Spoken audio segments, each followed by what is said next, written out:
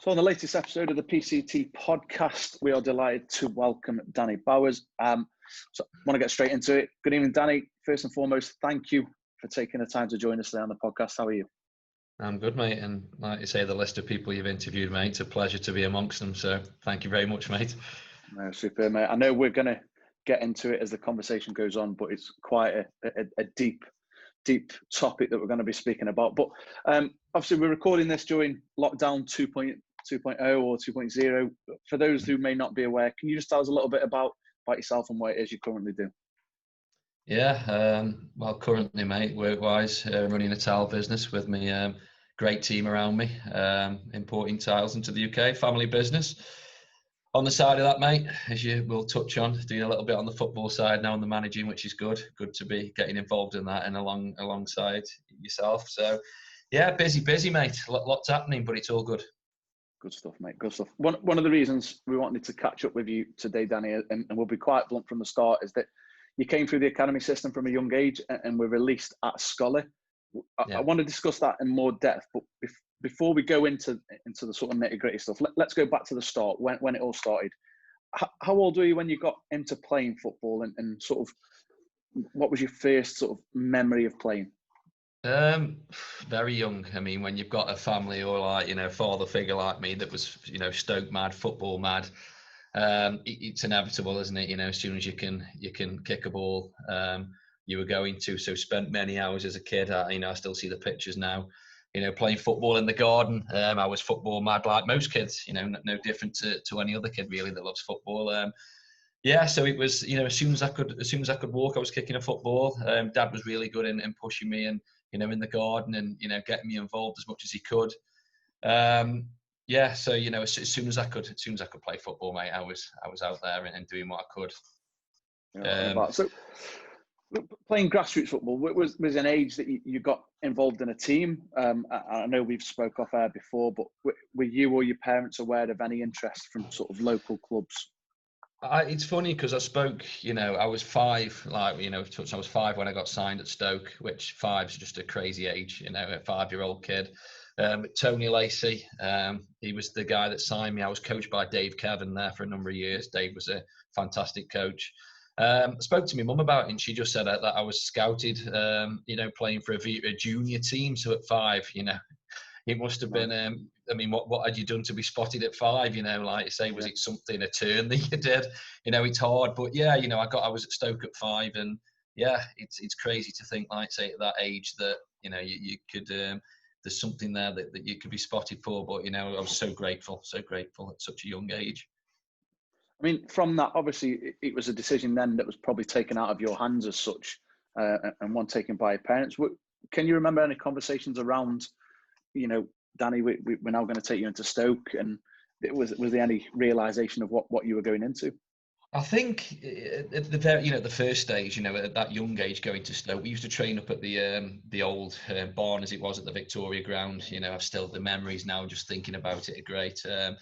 You don't really sense at that age that, you're playing at a club at probably a bit different outside the grassroots level until you go down there and you go up to that barn and you've got your Stoke badge on your top, your dad's a Stoke fan, and you hear people talking to your parents a bit more about you, not so much you, but, Danny's at Stoke. And that's when, even at a young age, you think, I must be doing all right. But it doesn't, it's a dream, isn't it? It doesn't really sink in as much at a young age.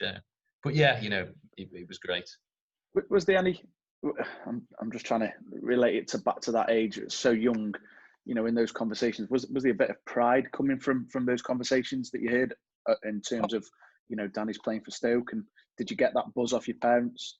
Of course he says, yeah, because like you say, when you're like my dad, he was so involved with Stoke and as a supporter of the team, and you'd hear, our daddy, and you used to have your little School of Excellence booklet there signed by Tony Lacey with your picture on, and that'd come out in conversations. Go on, show him, Dan, and it was a proud moment. And like I say, I was there from Stoke at the first time till probably 4 or 5 years actually. So it was a long time as a young lad to be at Stoke from there, and playing on the grass pitch that used to be by the A500 at the back of the stands, and we used to clean the stands. We'd run around the pitch at the Vic, and the things he had you doing. But it was great memories. It was good. So you were with Stoke then from the ages of 5 to up until 10, and Yeah, I know we discussed off air. You came out of the system. yeah. You weren't quite sure if you were released or it was a decision to come out and play back at grassroots.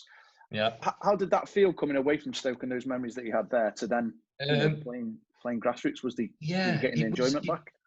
Yeah, it was weird because, again, it's weird at that age, isn't it? It doesn't really sink in, but the fact that you'd left a club like that and gone straight away to playing with your mates, so it was quick. It was soon forgotten. I went from there to play first of all in the Cheshire League, which actually I've got no friends there, but the team at the time were a good local team at grassroots level, Malton. So it was out the way of Stoke, but I played there and, scoring goals and, man of the match awards. It was great. And then from there, I moved more local to a team called Silverdale, where I'd got a lot of mates that I still, know now. And that was the moment where I thought, actually, this is good. You're playing football, you're scoring goals, you're enjoying it.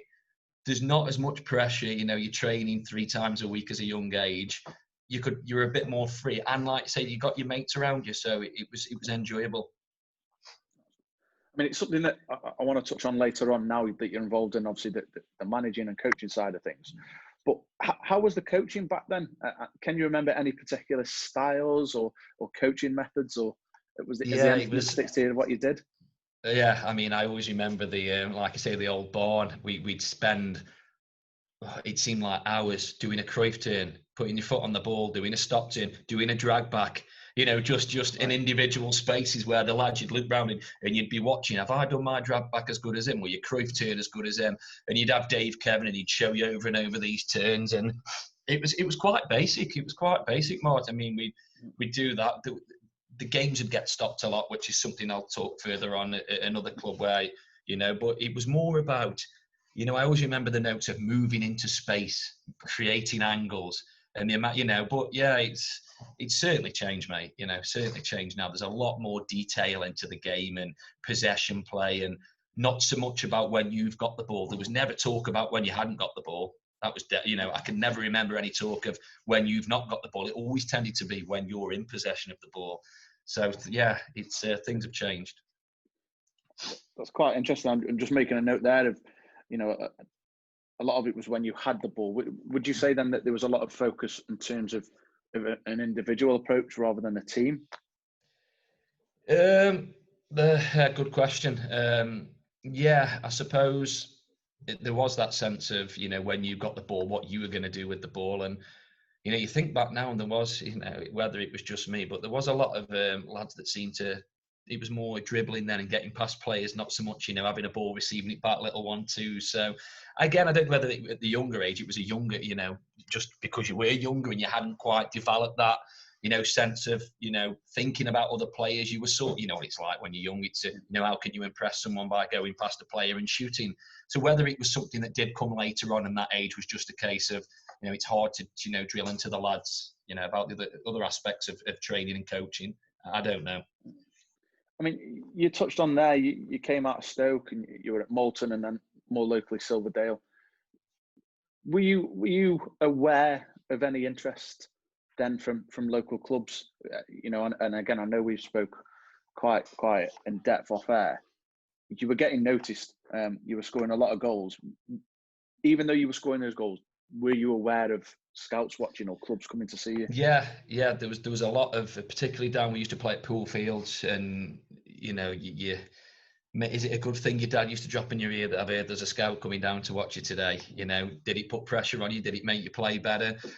It used to make me very nervous, and sometimes wish he hadn't told me. But then at the same time, I always performed well. So, it's the balance of, was it the right thing? But yeah, I mean, then it wasn't as much, your clubs you were talking about with Stoke Vale and Crewe. It wasn't so much as widespread then, I don't think. It was, the actual local lad playing for his local club. But yeah, there was a lot of talk about it, mate. So I knew that there was clubs watching. You're the forward at the end of the day. When you're scoring goals, it is a bit selfish, but you do get noticed more. I had great lads playing at the back, great midfielders that I can remember now. But when you're scoring 3-4, one season I scored 50, in a season, and you're going to get noticed. And luckily it was I had another opportunity. So going from an academy setup back into grassroots with your friends and probably enjoying the more social side of things. How did it feel then to be taken back out of your socially happy environment to a more, I'm going to say, a more stricter, disciplined academy environment again? Yeah, it was. This is when you start to notice it more as you're getting older. So I remember going to, of all teams, Vale. I still get stick for it now. Having a good time there at Vale and coming from Silverdale and going there, and yeah, it did. It was quite nervy. It was nervy first going into a team where you didn't know a lot of the players again. So you've got to go through all that of knowing lads, being shy. You're not at that age really where your confidence is, booming enough to, go straight in and talk to the lads. It took you sometimes 4 or 5 training sessions and games before you felt comfortable speaking to lads. It does make a massive difference at that age, without a doubt. I mean, eventually, you become friends with people. There's like the likes of Adam Soane, Ben Mills, people that I remember at Vale. You do become friends with them, but it's at that age, it's hard. It is hard. Sometimes you think, is it easier just to go and play with your mates, and take that pressure off? Something you just alluded to there was that, it could take 5 or 6 games or training sessions to get you started in a rhythm and the pressure in there. Do you think we're quite a revolving door sort of academy mindset, so that we get a player, and if they don't make an impact straight away, we don't give them time to develop and show what they're capable of? Because as you mentioned there, you've gone from being a confident lad scoring 5-6 goals a game to suddenly knowing no one and having to perform because that pressure's on you. Yeah, definitely. You want to go in with a bang, don't you? And you sort of sometimes wish, I wish, the lads I was playing with, grassroots and on a Sunday was an academy level. You felt a bit more free, a bit more relaxed going into games. You could be yourself. So there was the worry that, they don't really know me. They don't really know me as a player and wanting to express yourself because you were nervous. I remember now sitting in the car before games and, I'd sit there sometimes actually thinking, do I want to get out? Even though you knew you were in a good place, it was the worry of, the very nervous, and sort of anxious feeling. Obviously, over time that went, but it's certainly that transition period is definitely, a difficult one. So, something I'm quite interested in is, I've never been in that sort of environment or experience in terms of playing, is that you sign to an academy and you're training 2-3 times a week in games. How did that impact then, as we mentioned, your recreational football? So did you still get to play with your mates, or were you not allowed, and were you able to play school football? Yeah, school football, different academies, which will go on, like I say, whether it's, when I was moved or played at Crewe, it became a bit more strict there. There was a lot more, we don't really want Danny playing in the school team. We don't want, at younger, there was never really a lot of that. I know things have changed and things have become more strict now. I couldn't play obviously with my mates on a Sunday as much as you'd want to. That you still wanted to play the game at the end of the day. You wanted to play as much football as you could, whether it was an academy. You still wanted to go and join in with your mates and have fun. So in a way, again, it's a juggling act in it. You were really proud, but at the same time, it was always at the back of your head. Do you want to you just want to play football? You don't realise the importance of, the restrictions you've got playing at an academy level. So at quite a young age then, obviously from what you've experienced, how did that make you feel then, Danny? Seeing your friends playing their grassroots teams and coming into school, talking about it daily, all while you're part of that social sort of group, but not able to discuss enjoying the game because you're removed from it? Yeah, it was awkward. It was certainly awkward when I was at high school, and still playing and not playing in the same team as my mates, because again, you'd come into the yard on a Monday morning, got your school bag on, you'd played against a decent team, you'd scored a couple of goals. They all stood in a group going through their game on the Sunday, and it's as though what they didn't really want to listen. Was it a bit of jealousy that they didn't want to know how you'd gone on? You're trying to get involved, and there certainly was a little bit of a divide because there was no one really around who I was playing with was in the same team as me at an academy level, so someone you could really talk to. There was lads in older groups, that I knew, but it was certainly, it was difficult, mate, because you felt left out of conversations about what they were doing at weekends playing football. So something I'm really interested in from the conversation, and having worked in academy myself, is that You're saying there you felt nervous when you were told a scout was watching. There was pressure to perform, and it might take you 3 or 4 weeks to play. And these thoughts at a young age of saying, well, they don't really know me. How do you think, or from your experience, how can coaches help integrate that smoother? So when they get a trialist in or they get a lad into an academy, how can they make that transition a little bit easier for the player and take away the psychological sort of element from it? I think now, looking back, just someone to put an arm around you and say, look, we know it's going to be difficult. We know it's going to take a bit of time for you to, you sort of get thrown in. You're thrown in, you go to a coaching session, lads, this is Danny, you're straight in. To someone just to have a chat with you, even before you've started, to have a little conversation before the training, and say, look, I know it's going to be hard. You don't know a lot of the lads. Don't worry, we're not judging you now straight away. And just a little voice or someone to talk to you to take that little bit of pressure off might have helped. I don't know, but it wasn't there at the time. I mean, there's been a lot of focus on, certainly now in the modern game, of knowing the person before the footballer, or you get to know your people before you know your players, etc.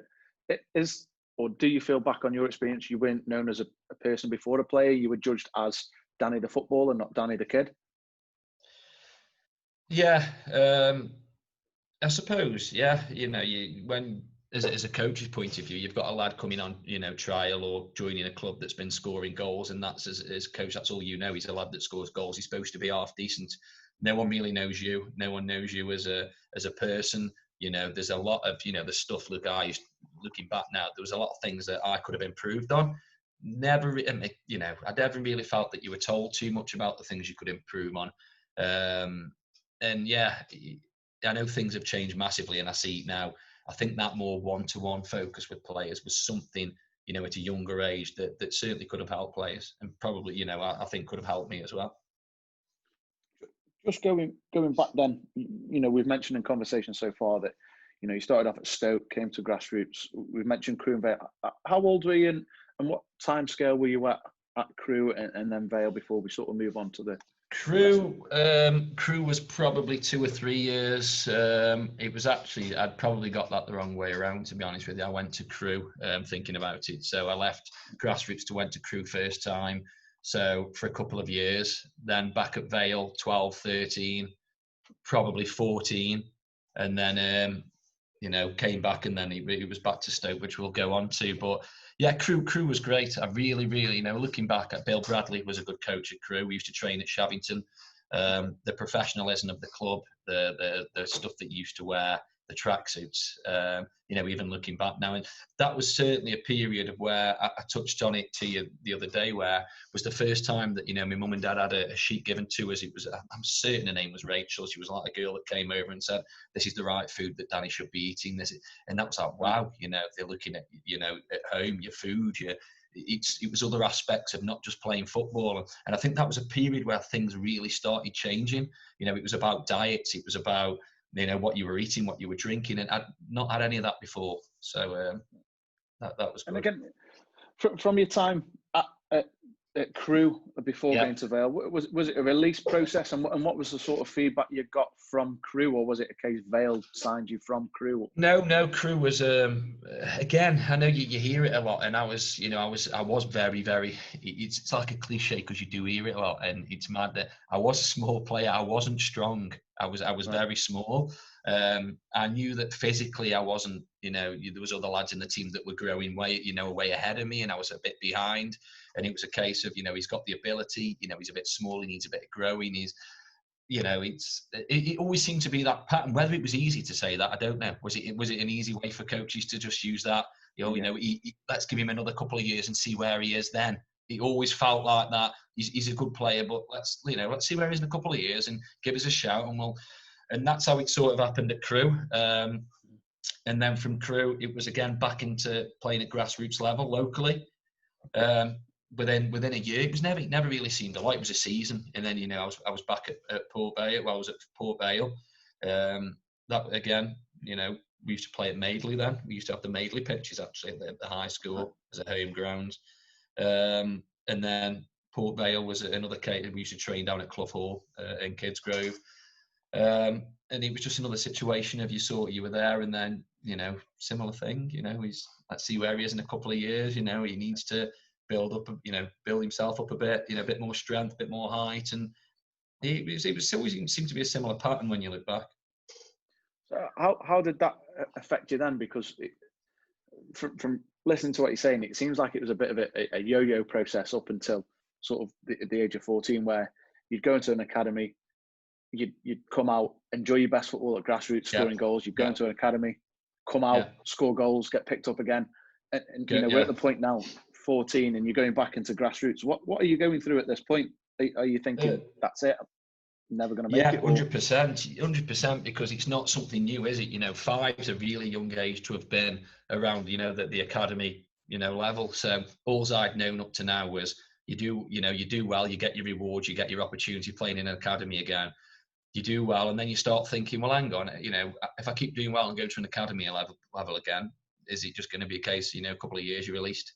And it did start, you know, mentally thinking, is it going to be the same outcome? So I'll be honest with you, when the time I'd left Port Vale, I actually thought then, you know, that was it. I think, you know, you're 14 or whatever, you're growing up, you're becoming a bit of a man, you're starting to life situations and what's going on around you, you're just maturing. So I think then I'd sort of realised that, it's been great, but maybe that's me done now. So yeah, you've had your chance. I mean, we then move on to sort of 15, so a year back at grassroots. You now get into the age where every young lad, and you know, I assume every young girl, will have outside influences, you know, such as, you know, the opposite sex, maybe the same sex, alcohol, drink, stuff like that. Did that have an effect on your football at that age? And also, how hard was it a distraction to not go out and get yourself involved with that? Do what your mates are doing, but also knuckle down and, you know, try and have that one last chance. Yeah, I always, funnily enough, I was at that point of thinking, I'm not sure. And then it was at a county. I started playing for the county. Again, luckily for me, Bill Bradley, who had coached me at Crewe, was managing the county team. So it was like, okay, knows me. And what a great team we had. When I look back at that county team now, Tom Gator that was at Stoke, Adam Soane, Nath Shaw, Alistair Cantley, mate, the team was full of lads that had been in a similar situation to me. They'd been at academies, come out, so you knew you had a good group of lads. So we played there for a few years, really good team. So, you know, I was, you know, you do want to do the things with the lads and go out and have fun. And that, to a point, it still happened. But at the back of your mind, I still wanted to think, you never know. I'm still at county level. You know, it's not like you've just completely gone down to grassroots and that's it. You're still in and around that, you know, with good players. So, yeah, it's a difficult balance, isn't it, that age? It certainly is. Well, that's it. Moving on and moving forward, we then get contact from Stoke. And, you know, you're back in at 15. You must now be thinking, this is it. I'm back in. I'm at a good age. Surely I must have a good chance of going pro. This was the biggest shock, definitely. By far now, because I remember high school, Dad coming up, picking me up and saying he'd spoken to someone, they want you at training up at Keele Uni at Stoke again. And I thought, you know, I actually, for the first time, thought I wasn't expecting it. I really wasn't expecting. The other times you hear rumours, and I thought, okay, brilliant, here we go, you know. So, it was. We used to train up at Keele then. Went training. Initially, it was a trial training. There wasn't many games. Then, to be honest with you, at the start, because I was more on a trial basis, so I wasn't really getting chosen for games.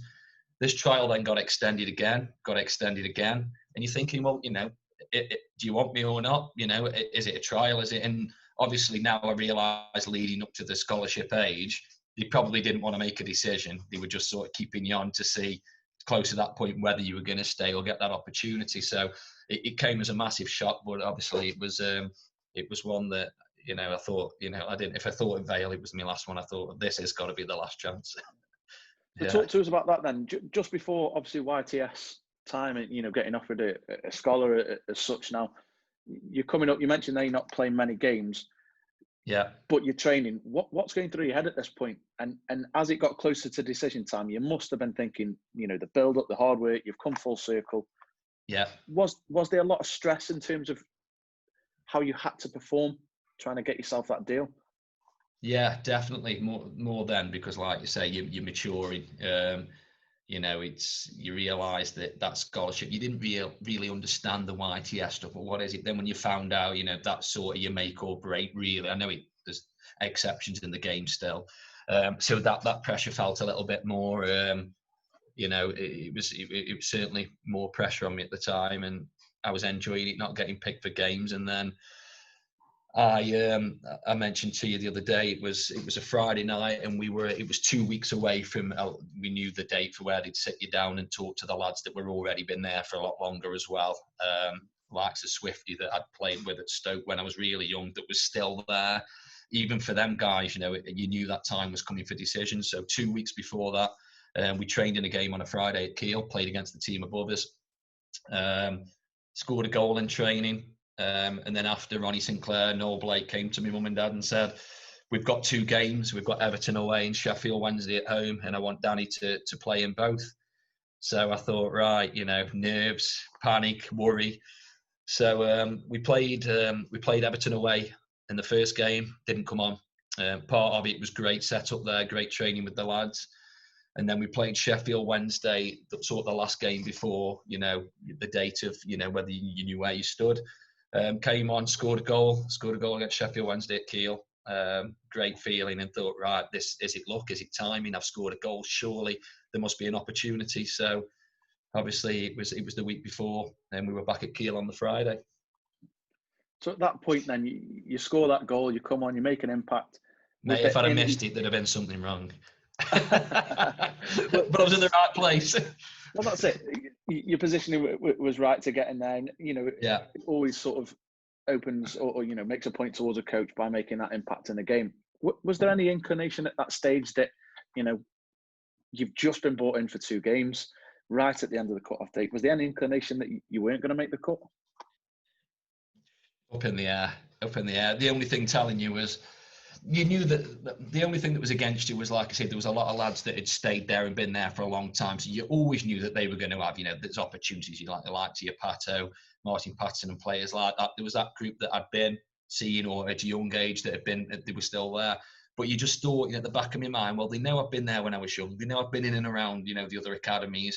Is this my opportunity now to get that, you know, all the hard work to get that signature and move forward? So, yeah. Just obviously with the pressure of that, and, you know, holding on to the hope that you were going to get this deal, had you prepared anything alongside that in terms of your studies and planned a career out as to, just in case it wasn't going to happen? Not at all. Apart from me and Ben Mills said we were going to set up a washing car company. No, on a serious note, mate, we nothing at all, mate. No, it had not even, you know, come into my head. There was ideas that had pop in your head, mate, but nothing that you know, when you've played football from such a young age and, you know, thought, you know, you were still going to get the opportunity to be playing and make it one day, the dreams that, you know, of stepping onto that turf at Stoke or whatever, you know, as a professional, you don't think about those things. Well, I hadn't anyway at that age. This is where the questions become probably a little bit more personal, a little bit harder now, in terms of, you've been in the system from the age of 5 to 15, in and out, always getting picked up, always getting brought back in. After being in for so long and believing you had a chance to make it, you know, the dreaded news and that conversation of that you've not been offered the YTS. Can you remember that day? Yeah, 100%. Yeah, I remember sitting down now at the table, mum and dad there, and from what I gather, it was a 2-minute conversation. You know, thanks for everything, blah, blah. You sort of knew at the start the tone it wasn't going to go the right way, and as soon as you heard the words unfortunately, everything else was forgotten there. You know, you weren't listening anymore. You just felt, yeah, it was a hard one to take, because that was it. That was when I really felt, well, that's it, you know, that's me done. You know, I've spent a lot of years in different academies and going back to playing football and working hard, and that was the point where it all sort of felt like it had all come crashing down, definitely. So how did that make you feel, and how much of an impact did it have on you? Obviously, as a footballer as well, thinking, am I going to still stay in the game? Am I still going to go and try and enjoy it? but also as a person, as we mentioned there, you've not really thought about any other avenue apart from being a footballer. Yeah. Which, you know, a lot of young lads and young girls will be thinking now. How much of an impact has that had on you? It was horrible. Fighting back the tears all the way home in the back of the car. Went up to my room, sobbed my eyes out, lying on your bed. Just felt a sense that you'd let people down. You know, you'd go back to, you know, the pressure of you know, your family being proud of you for so many years. I mean, my mum tells me now and dad, you know, they never felt that at all. Of course they didn't. But you personally, and it was probably the sort of embarrassment as well of having to go back in to your mates and say, no, I've not been offered it, you know, and, you know, after all, you know, all that time, and it was a hard one to take. It was a hard one to get your head round. You've dreamt out, I'd lay in bed at night dreaming of different things, and, you know, being a footballer one day, and the things that you could achieve and the things that could happen, and that just to sort of be whipped under your feet. And, well, thanks for your efforts. See you later. It was difficult, yeah. I know, obviously, depending on the club now, it's a little bit different in terms of exit trials and support to find you another club. Was there any of that after that conversation of, you know, try these or try there?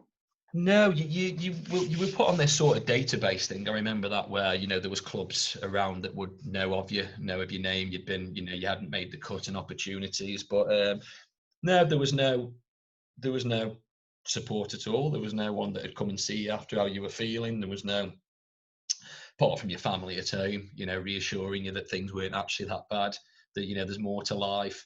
No, there was no, there was nothing. No, yeah, that was it. You know, you just moved on.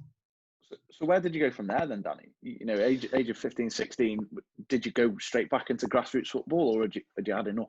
I was very lucky, actually, very lucky. And a guy that I've got a lot of time for and a lot of thanks for was a guy called Kevin Sheldon. So at the time at Stoke, his son Adam Sheldon was at Stoke. Within a week of, probably days of things settling down, I had a phone call from Kev, who was managing Leek over at Leek at the time. Got a good team together. Put his arm around me and basically said, Dan, you're a good player. I feel I can get a lot out of you. Come over here. We've got a great team, great setup. We're playing at a good level. And that was it. He was a bit of a saving grace, because at the time, I've spoken to you, there was a lot going on at this time in my personal life, with my own dad being ill. He'd been ill for quite a number of years. At the time, he got a drug and an alcohol addiction. So I was going through a lot of that, as well as, you know, so it was good time. It was good timing for me to take me away from what was going on at home, to keep me on a football pitch was so important. Keep me on that pitch, keep me playing football, scoring goals, smiling, lads around me. That was so important, massive.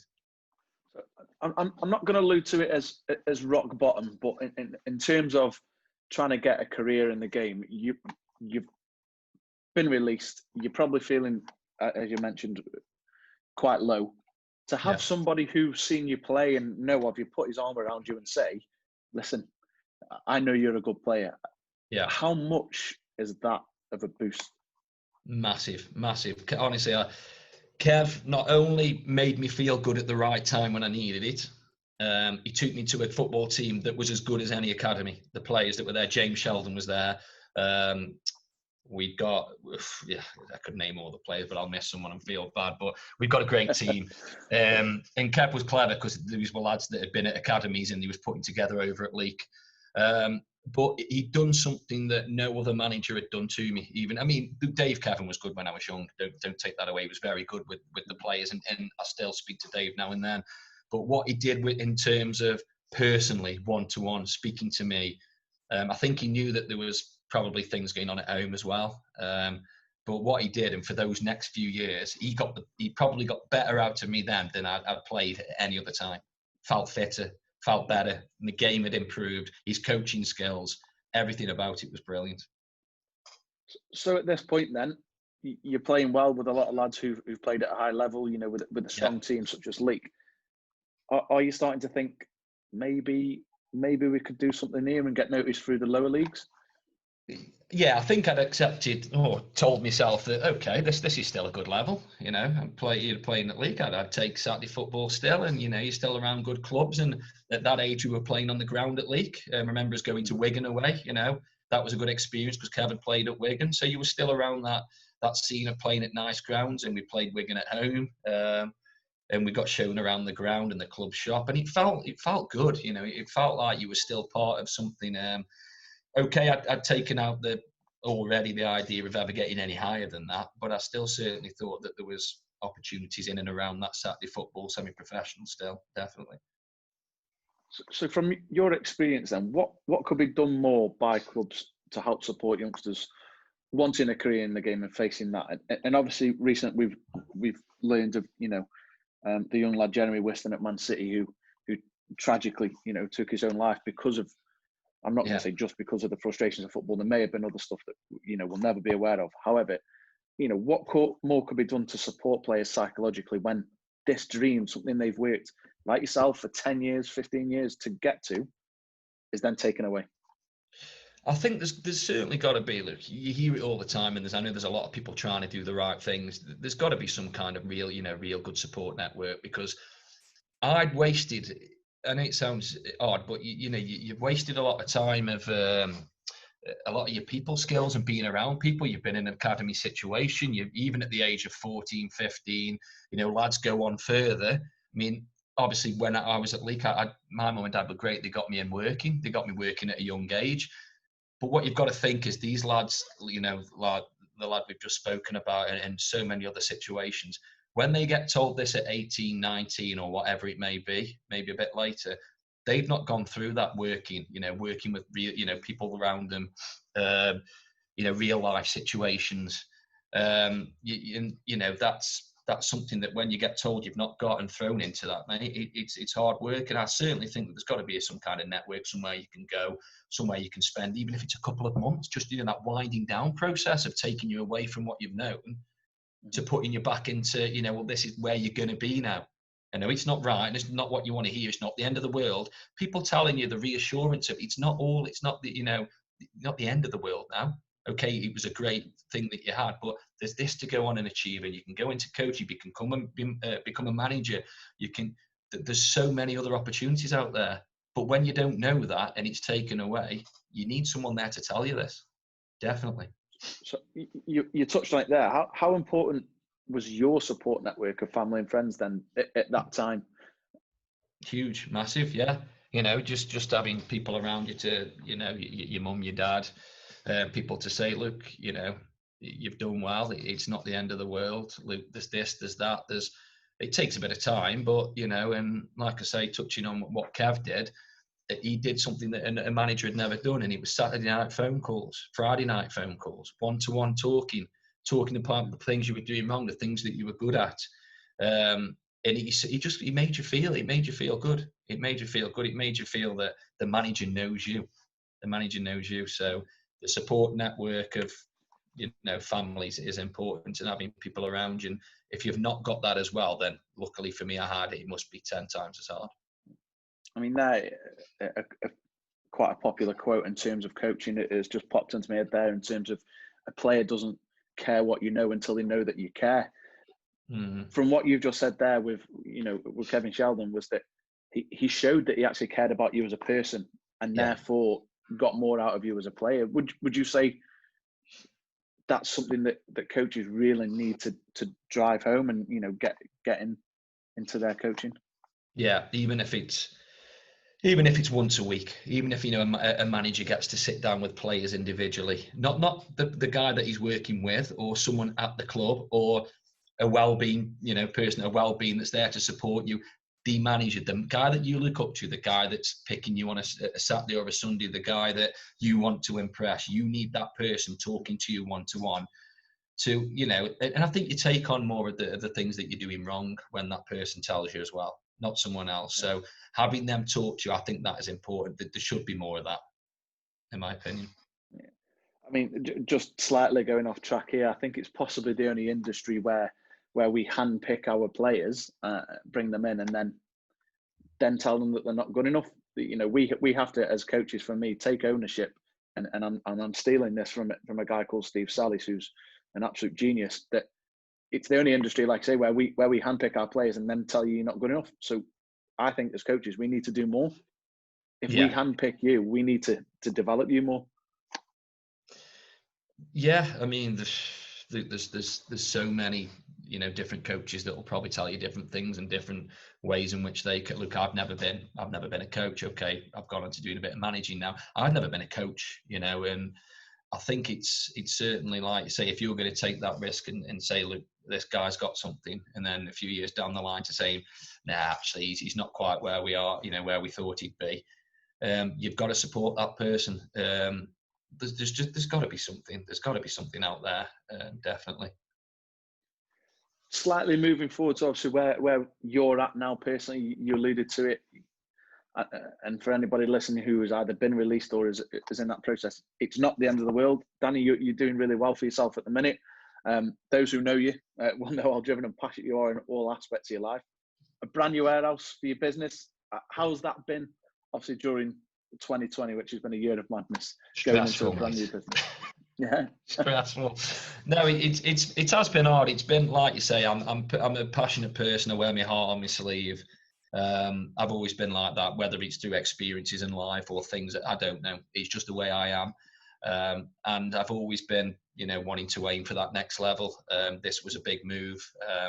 Like I say, I'm not alone in this. You know, I've got great guys, Wayne and Simon, and the business partners, and the team that we've got. It's been hard. It's been a tough year in general for everyone, you know, not just me, you know, for everyone. You know, everyone's been at some point low or things to deal with. This has been a big move. It's been a stressful one, a worrying one, especially with the times. But if we got through Brexit, we got through the first lockdown, we were in the second lockdown. So what do? Do you sit there and worry about things that you've got no control over, or do you take each day as it comes? And that's exactly what we do. So, but as things are, mate, it's good, and I'm enjoying it, definitely. So slightly going back to the football then, setting up a business in the warehouse move, why decide to go into management then? I've always seen myself as a people person, not so much on the coaching side. You know, that's where the experts are, like yourself, mate. Not just saying it because you're there, but it's a tough job.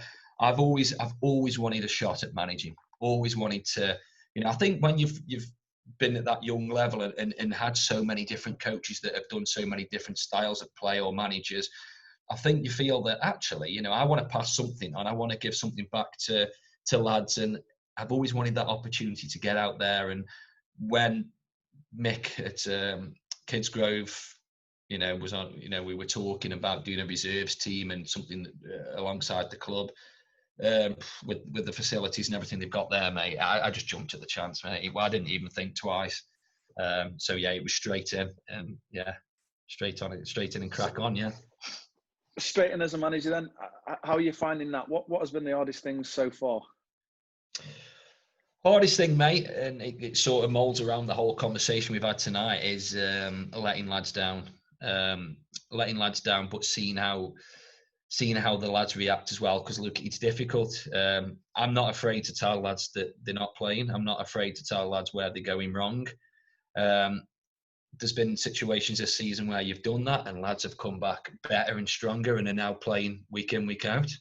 There's been lads that have thrown a tracksuit on the floor and walked off and not giving it. And they are the tough things, because it's not that I'm not saying that lad's not capable. You're trying to give those lads the right points to improve and what they need to do, and that gets to you, because you think you could have been a good player, but you've not given me the opportunity to work with you. That's the tough side of it, definitely. Yeah. So how important then is that we've alluded to now? How are you finding that people side of things rather than the footballer side of things? Yeah, it's great. Really enjoying it. Really, like I said, I think that's my strength, getting the best out of lads from my own experience, an arm around, something that you don't forget you want to pass on. Someone who can put their arm around you, big you up when things aren't so good. Talk to you about things that are going on off the pitch. It's not all about the football. Talk to them personally. Is there something on your mind? Is there something you can help with? Because you can tell in some lads, I've done it already this season, where there's been things, and I think that side, and then seeing the rewards when that lad has a good game and he smiles at the end, or he comes in, you know, gives you a fist pump. You won't, not a handshake, but in getting a win, you saw us the other week and what it meant, and that side of things I really enjoy, definitely. So what's the plan now? Because obviously you're very driven. Where do you want to go with this? I'm going to say management lark. Is it a hobby for now, or is it something that maybe you want to chase further down the line? It's a hobby for now, definitely. I can't, with work and that, you've got to be realistic, mate. You can't. There's a lot going on.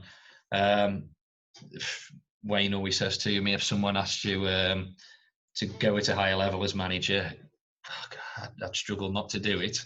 Obviously, there's a lot of work that's got to go into that with badges and things, as you know full well. You can't just jump up. But at the minute, mate, it's certainly a hobby. It's certainly something I'm enjoying. But I'm lucky to be with a club and a setup that's good and around good players. So it's a great experience at the minute. Always makes it that little bit easier. Obviously, for some that may not know you, obviously a little bit of a personal question here in terms of an expectant father. Am I right in saying that you're not sure if it's a boy or a girl? No, we're not finding out, mate. No, 26th of January. Surprise. Yeah, it's a nice surprise, mate. It's I'm looking forward to it.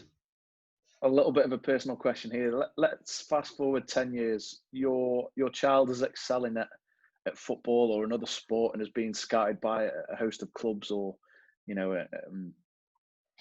sort of. I'll have to edit that bit, but we'll go back to. So it's been scouted by a host of clubs. Yeah. What decision are you making here as a parent? Having been through every emotion as a player, would you allow your child to go into such a cutthroat industry with the emotions, or stay with their mates as long as possible? I certainly wouldn't hold them back. Certainly wouldn't stop them from wanting to go on and achieve things at a better level. What I would probably do, and this is something that my dad couldn't really do for me, was my dad, although I hear he wasn't a bad player, never played at that level to get released, to get the emotions, to understand what I'll have probably felt. So this is something where you can say to your own child, should that happen, no pressure whether they do or don't. But I would certainly get them a little bit more grounded to think, Luke, I've been there. It's not a nice feeling if it does happen. So just try and feed that into their mind along the process, that look at other things. It might not happen. Just enjoy it while it's there. You want the best for them. You want them to enjoy it as well. But if it ever got to a point where they were really low and not, I certainly wouldn't, I wouldn't want them going through that. Not at all. So some would possibly say, Danny, that you decided to go in at the deep end in 2020, a new business, football, and becoming a father. What advice then would you give to any young player who's listening to this episode on chasing a career as a player? Just just work hard at it. Enjoy it though as well. Just make sure that you still go and do those things that are important. Don't waste any. I mean, I didn't really, like I say, wasn't as strict back then. Don't waste your time with your mates and your childhood and doing the things you want to do, because I've realised now, I'm only 33. I'm not speaking like I'm an old man, but life's precious, and in memories and enjoying it as well. So, just bear in mind that this could happen. You've got to, there's lads that, as you know, we're friends with lads that are still playing football now. Jake Malt's done really well for himself. His brother Louis, Ben Mills, had a good career. And these lads, you think to yourself, what did they do different to me? And they worked hard. They're very professional. They've done well, well for themselves at playing at a good level. They've worked really hard, and I'm sure they'd say the same thing. I know Jake's got, 2 lads that are doing well in the academy at the minute, and I'm sure it's the same conversation. He won't push them, but you've just got to explain to them that there's more out there. There's more out there than just football, and if it does happen, so be it. Superb advice. Is there any regrets then, Danny, looking back, anything you would do differently if you could go and do it all again?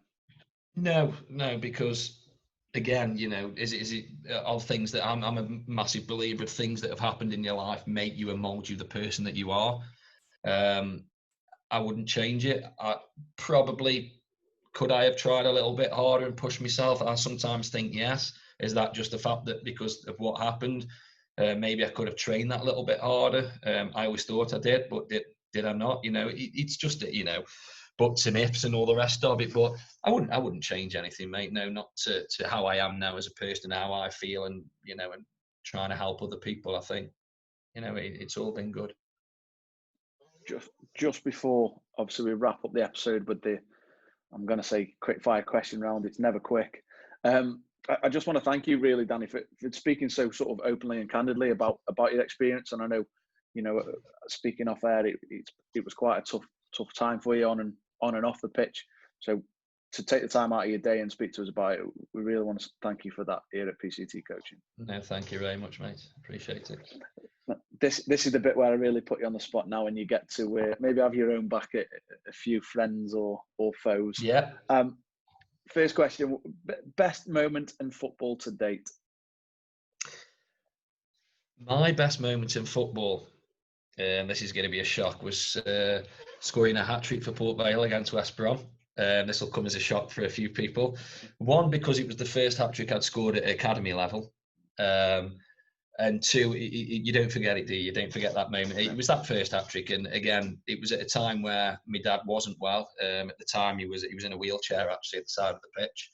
And his reaction is something, you won't forget. The reaction, the whole scoring your first hat-trick, for the kind of, okay, it was the Vale, unfortunately. But yeah, that's a moment that always still lives with me now. A moment I really enjoyed, yeah. Just for those that are listening, as an avid Stoke fan, did you kiss the badge when you scored the hat-trick? Never, not at all. Never. We had to ask. Well, okay, that was your best moment. What's been your biggest wow moment? Is there anything where you've stood there, your jaws dropped and you've just gone, wow? Mate, that's a good question, mate. Wow moment. I think just in general, mate, there's been so many people along the way, managers, a crew. You'd have Dario Gradi on a Friday doing a training session at Stoke. I got very close to Lou. My dad's still good friends with Lou Macari, and just people around that, seeing players, Mark Steen, as a young lad when you're training, coming in and seeing him. Luckily for me, there's been a lot of wow moments, mate. I couldn't pick out an individual. I've been lucky to be around some good people in football, and I still get that wow feeling when I see Joe Allen now, mate. So that won't change. Mate, no, I agree. Our very first episode was with Rory Delap, and for me to sit here and try and host a podcast as a bit of a fanboy and a Stoke fan was it's hard, isn't it? It was very tough. Very tough. Who's your best friend in football, Danny? Best friend in football. Oh, mate, these are very good questions, Martin. There's been a lot of friends in football.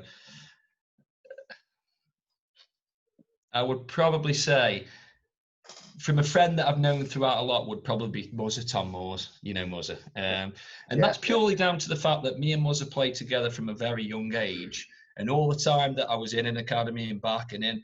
I was always playing in teams with him. We played at the county and the school. So I've gone through a lot of time playing football with Muzza. So he knows me. He knows my game more than most people. And, and the things, he knows how to push me buttons. He knows the things to wind me up. And luckily, like later in football, I've got, lucky enough to become close with Chris Owolumo, or Iwalamo before he corrects me.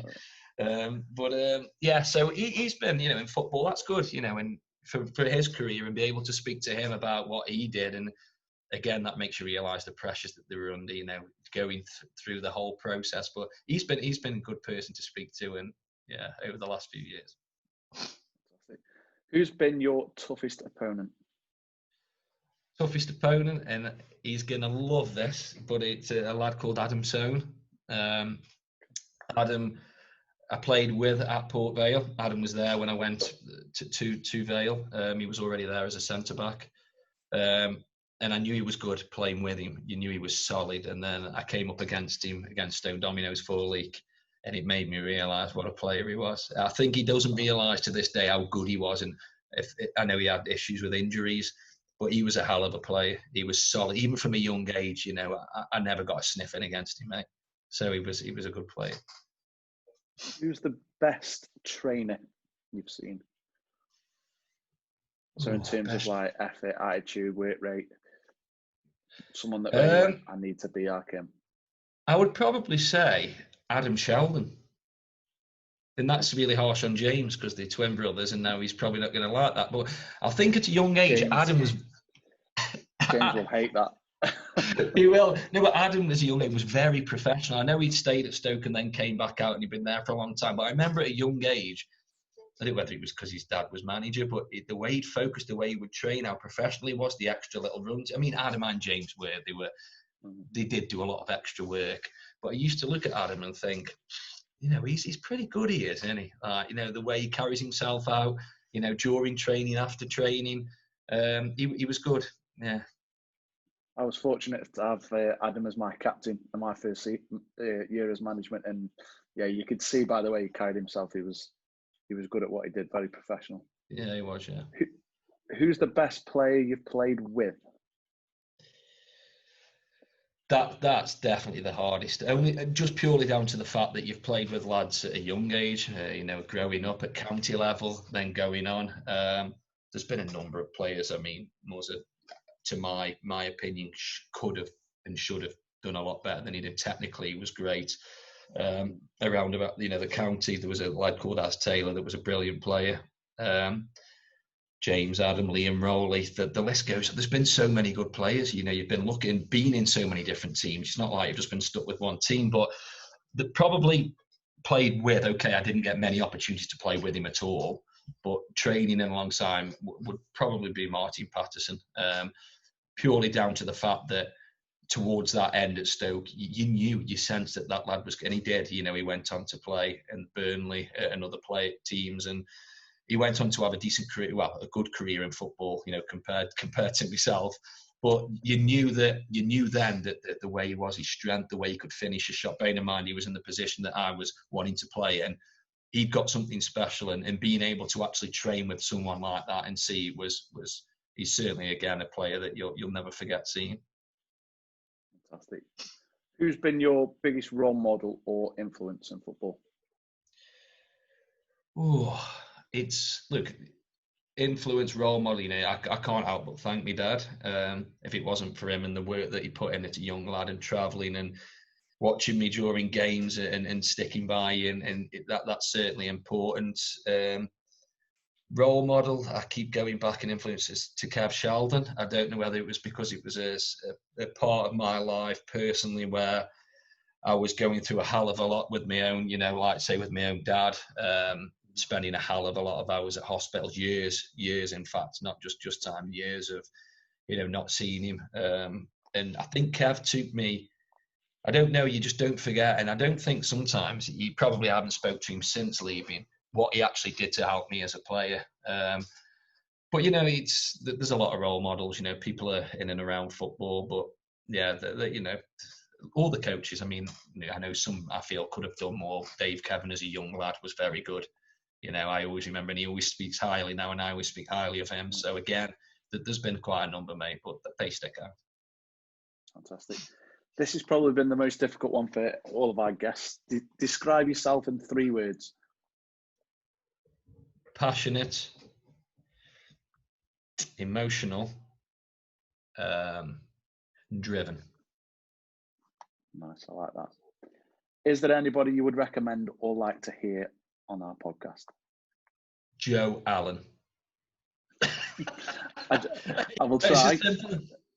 Joe, or I'd like to get Chris on. Actually, I'm going to speak to Chris because there's a lot of the things that Chris has told me that I'd like to hear a little bit more in depth. So I'm sure I'll have a word and see if we can get him on, mate. I'll hit you up offline for that one. That brings us to an end on the episode. Danny, again, I want to say thank you, mate, for giving up your time. I know it's late now at night and you're still in the office to join us on the podcast, and wish you all the best moving forward with your business and also the birth of your child. Stay safe, mate, and absolutely no doubt that we'll speak soon. Thanks a lot, buddy. Take care. Cheers, mate. Take care. Cheers, hello, we are Tile Central UK, local tile stockist here on Trentham Trade Park, Stanley Matthews Way. Our opening hours are 8 till 5 in the week and Saturdays till 12. Thank you for listening. We hope you enjoyed the content that we're trying to bring to you. Don't forget, New episodes will be released every Monday. You can find us on the iTunes Store, Spotify, and if you want to see the video, you can see it on our YouTube channel, PCT Football Coaching.